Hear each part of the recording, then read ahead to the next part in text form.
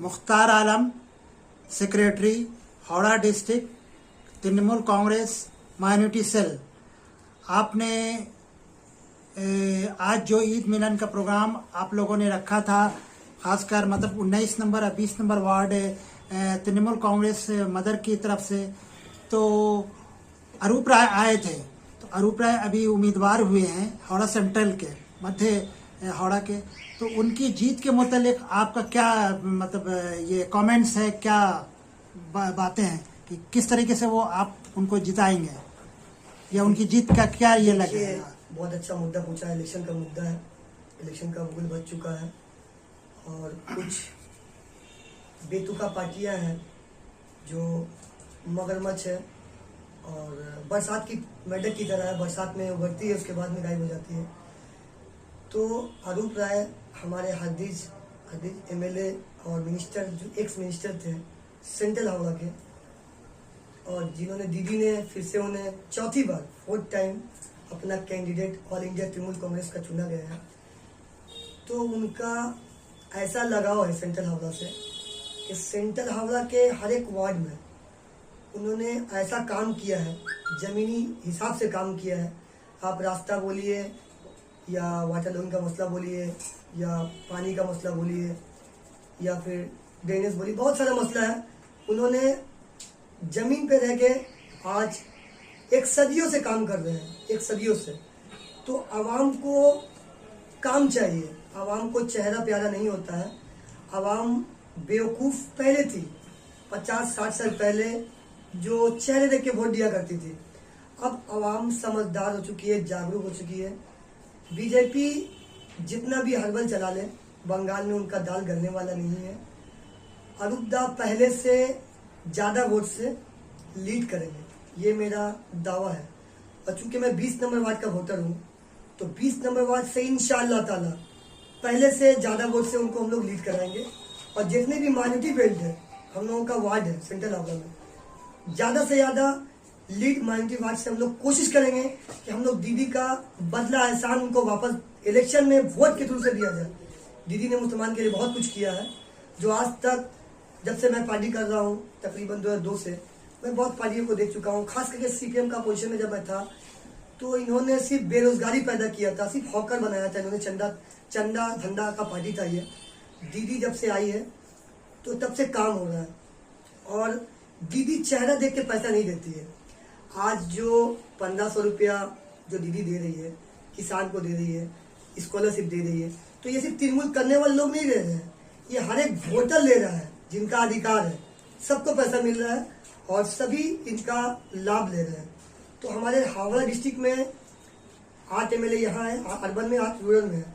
16 में मैं दावे के साथ कह रहा हूँ, ऑन रिकॉर्ड ऑन मीडिया कह रहा हूँ कि 8 और 8 16 में 16 एमएलए हम लोग इंशाल्लाह हावड़ा से ज्यादा वोट से लीड देंगे। गुज़श्ता 2021 की अगर हम बात करें तो यहाँ से कितना सीट मिला था मतलब हावड़ा जिले से पूरा? एक हम लोगों का नारा था जब हम लोग सरकार बना था, हावड़ा थी के बाली और सीपीएम खाली। आप लोगों ने सुना होगा नारा, या अभी भी आप लोग चैनल में जाके उस डेट में मार के देख सकते हैं। तो अभी का मसला ऐसा है कि 16 में 16 था, इस बार भी इंशाअल्लाह ताला 16 में 16 होगा। 16 में 16 होगा। और एक बात आपको बता दे रहे हैं हम कि हम लोगों का सीट, ये जो बीजेपी एसआईएल के नाम पे ये जो धांधली कर रही है, जो इलेक्शन कमीशन इनका तोता है कि स्क्रिप्ट लिखा जाता है दिल्ली में और पहले स्क्रिप्ट लिखा जाता है, फिर वो स्क्रिप्ट इलेक्शन कमीशन को दिया जाता है, उसके बाद में वो चीज इलेक्शन कमीशन इस चीज को प्रेस कॉन्फ्रेंस के सामने में रखते हैं।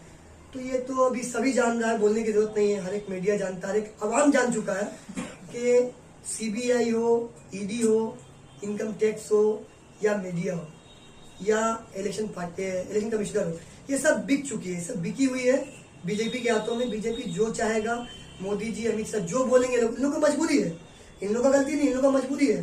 आज ये उनका बात नहीं सुनेगा, कल रात ही ट्रांसफर हो जाएंगे, रात ही, कल में टाइम नहीं लगेगा, रात में ईमेल पहुंच जाएगा मैसेज कि आपका ट्रांसफर हो चुका है। अच्छा, सीपी को चेंज किया गया है यहाँ पे बंगाल में, इस बारे में आपका क्या? बहुत अच्छा बात बोले हैं।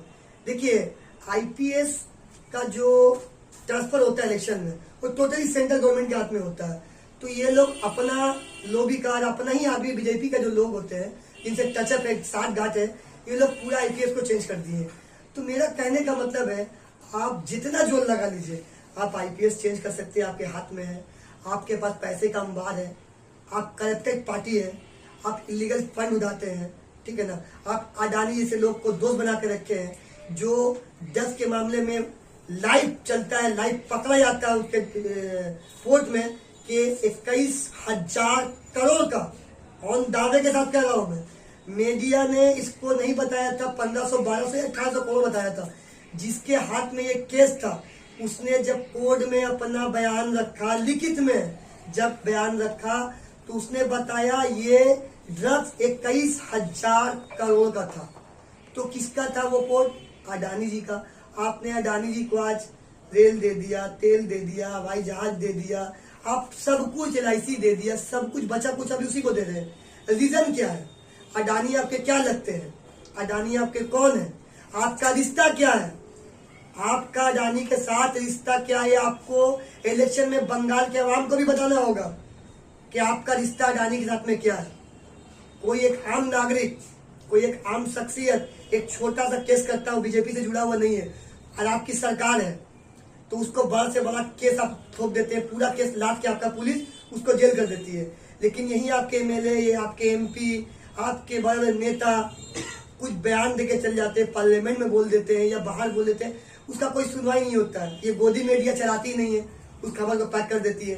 तो आप करना क्या चाह रहे हैं? हिंदुस्तान को किस मोड़ पे लेके जा रहे हैं, ये आवाम समझ नहीं पा रहे हैं। यूपी के अयोध्या से राम मंदिर का नारा जब आया था, उस वक्त एक फिरका जो है वो पूरा का पूरा एक तरफ डाइवर्ट हो गया, जिसकी वजह से हिंदुस्तान में एक अलग तरह से चेंजिंग देखा गया 2014 में, जो आज भी जारी है। अब एक और मुद्दा सामने आ रहा है, इशू आ रहा है, वो है हुमायूं कबीर का बाबरी मस्जिद।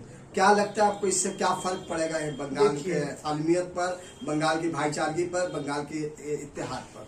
देखिए, फर्क तो कुछ भी नहीं पड़ेगा। दीदी ममता बनर्जी ये नाम नहीं है, ये अल्हम्दुलिल्लाह हिंदुस्तान में एक ब्रांड है। ब्रांड समझते हैं ना, कोई भी प्रोडक्ट होता है ना तो वो ब्रांड के नाम से बिकता है। ब्रांड एक क्वालिटी का नाम है, क्वांटिटी का नाम नहीं है, क्वालिटी को ब्रांड कहते हैं। मोबाइल में आईफोन एक ब्रांड है, कोई भी कंपनी जितना ऊंचा मॉडल निकाल ले, लेकिन आईफोन जो होता है वो ब्रांड से बिकता है अपना, आईफोन एक ब्रांड है। तो दीदी अल्हम्दुलिल्लाह हिंदुस्तान में नहीं, दीदी को पूरे विश्व में पहचाना जाता है कि दीदी ममता बनर्जी बंगाल की CM है।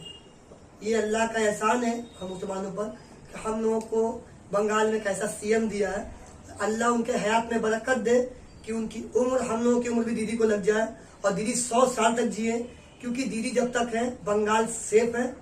और रहा सवाल यूपी का, तो जहाँ जहाँ बीजेपी सरकार है या गठजोड़ में है, तो वहाँ पे पार्टी कुछ नहीं कर रही है, सिर्फ चंदा वसूल रही है अपने लोगों को ये डिपार्टमेंट में, अपने लोगों को वो डिपार्टमेंट में, सिर्फ भर के ये लोग लूटने का काम कर रही है। बीजेपी कोई पार्टी है? पार्टी का पहला उसूल क्या होता है? सबसे पहले क्या उसूल होता है, हम आपसे पूछते हैं, पार्टी होता क्या है? किसको संविधान में पार्टी का जगह क्या है? पहले ये बताइए। अपोजिशन वाले को दाबना को पार्टी कहते हैं, या अपोजिशन को रख के उससे बहस करके, आप अपने मुद्दे को सामने रख के, आप अपने मुद्दे को फेस करके आप ये साबित कर सकते हैं कि आप अच्छे या बुरे हैं। आप अपोजिशन को दाब दिए, आप अपोजिशन रखे नहीं, तो आप तो ये कोई पार्टी नहीं चला रहे हैं। नहीं तो ये तो अनार्की है, इसको अनार्की ये तो पार्टी चल नहीं रही, तो कोई सरकार ही नहीं है, ये तो अनार्की है, ये तो धांधली कर रहे हैं आप। आपका ऑन रिकॉर्ड कोई पार्टी का नेता ऑन रिकॉर्ड नेशनल न्यूज में पकड़ाता है चंदा, धंधा, ड्रग्स, स्मगलिंग, कुछ भी XYZ पकड़ाता है, वो पार्टी उसको सस्पेंड करती है। वो करना भी चाहिए, क्योंकि कोई पार्टी नहीं बोलती कि गलत करो। अपने कैंडिडेट को, अपने MLA को, अपने MP को, अपने कार्यकर्ता को, सभी पार्टी चाहती है कि उसका कार्यकर्ता अच्छा काम करे, जमीन से जुड़ा रहे, गरीबों की मदद करे, यही पार्टी का काम है। लेकिन एक चीज समझ में मुझे आज तक नहीं आया, जैसे बीजेपी सरकार आई है, कि आप Suvendu on camera national news में पकड़ा जाता है ऐसे पेपर में पैसा लेते हुए। आज भी वीडियो है यूट्यूब में, गूगल में, जहां मारिएगा शुभेंदु अधिकारी का आएगा। आज वो बड़ा बड़ा भाषण दे रहा है? तुम निकला कहां से? तुम तो दीदी का प्रोडक्ट था, तुम निकला कहां से? शुभेंदु को मैं बोल रहा हूँ, शुभेंदु जी आप निकले कहाँ से? आप दीदी का अगेंस्ट में खड़ा होके 10 तो मीडिया बुला के आप बोल रहे हैं कि यहाँ का आवाम मेरे साथ में है। आप किस आवाम की बात कर रहे हैं? आप भवानीपुर कभी गए थे? आप भवानीपुर के आवाम के लिए क्या किए हैं? आप भवानीपुर के रोड के लिए, रास्ता के लिए आपका फंड है दिल्ली का, आप चाह के दिल्ली का फंड से कुछ भी कर सकते हैं। आपके पास प्लस फंड है, आपका सरकार नहीं है यहाँ, आपका जहाँ एमपी है वहां भी तो काम नहीं हो रहा। एमपी का फंड पूरा वापस कर दे रहे हैं या दाया बाया करके पैसा निकाल दे रहे हैं। आप दीदी को चैलेंज कर रहे हैं कि दीदी को हम हरा देंगे, तो ये जुमला है। और सबसे बड़ा फॉर एग्जाम्पल अमित शाह ने बोल दिया नेशनल न्यूज पे कि 2 लाख रुपया तो इलेक्शन का जुमला था। 2 लाख तो इलेक्शन का जुमला, 15 लाख, 15 लाख तो इलेक्शन का जुमला था। तो जिसका मुखिया ही ऐसा बात बोले कि ये तो इलेक्शन जुमला है, तो उसका कार्यकर्ता का तो कोई वैल्यू मैं समझता हूँ नहीं, वैल्यू है भी नहीं और होगा भी नहीं। इतना बुरी तरीके से शुभेंदु जी हारेंगे, इतनी बुरी तरीके से भवानीपुर में हारेंगे। और बीजेपी जो सोच रही है एसआईआर करके मुसलमान का, अच्छा एक बात बताइए, एसआईआर होना चाहिए, मानते होना चाहिए, सब स्टेट में होना भी चाहिए।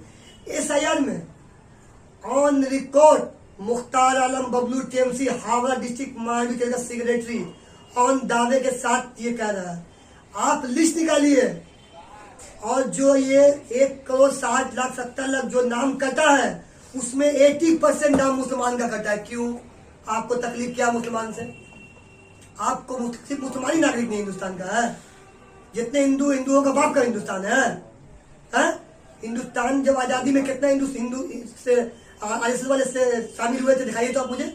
सब कुर्बानी मुसलमान की, 90% कुर्बानी मुसलमान की है आजादी में। और आप कहते हैं हिंदुस्तान हमारा है। हिंदुस्तान किसी का बाप का नहीं है। हिंदुस्तान मुस्लिम का भी है जितना, उतना हिंदू का भी है, उतना सिख का भी है, ईसाई का भी है, बुद्धिस्ट का भी है। और जितने लोग रहते हैं, जितने धर्म के लोग रहते हैं, सबका हिंदुस्तान किसी का बाप का नहीं है। एक कहावत है, मुंगेरी लाल के हसीन सपने। आप लोग हमसे सीनियर उम्र में है, जानते होंगे। एक सीरियल आता था मुंगेरी लाल के हसीन सपने। इसका मतलब ये होता है कि इंसान का जिंदगी अल्लाह ने, भगवान ने दिया है।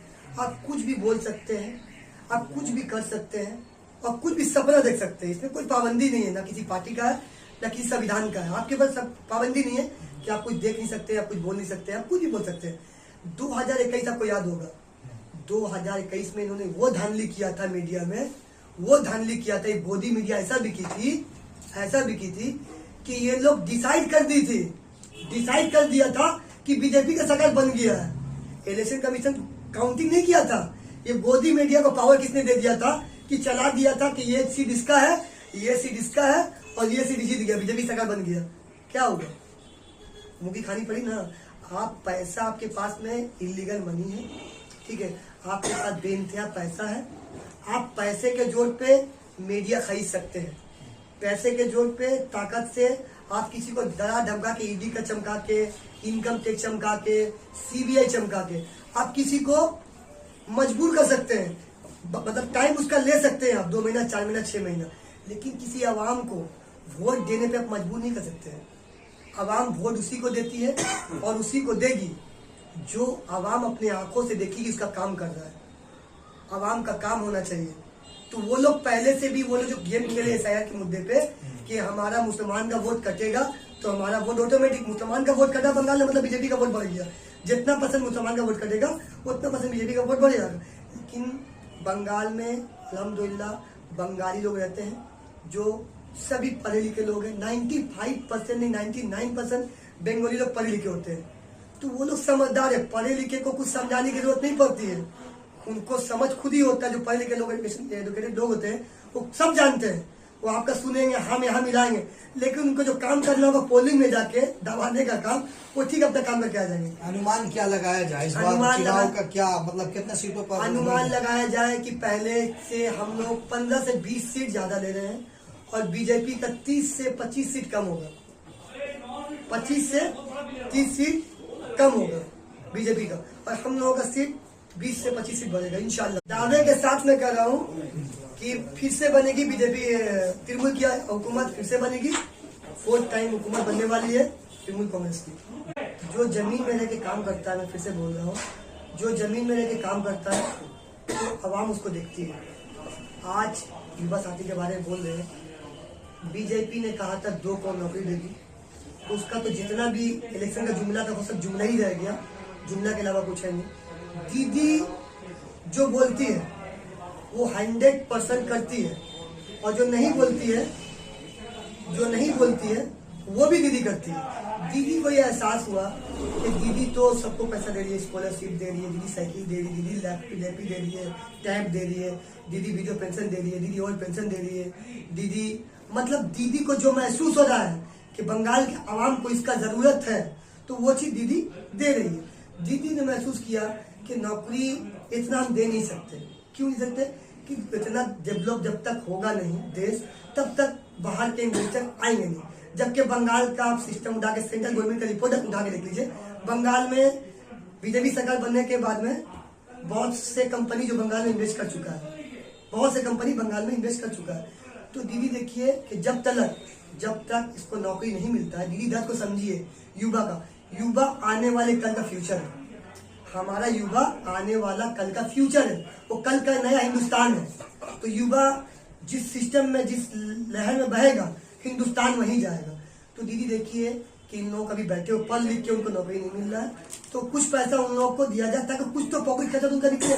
फिर जब नौकरी मिलेगा उनको ऑटोमेटिक पैसा कट जाएगा, इसको नौकरी मिल जाएगा, चाहे सरकारी नौकरी हो चाहे प्राइवेट लिमिटेड नौकरी हो, उनका पैसा मिल जाएगा।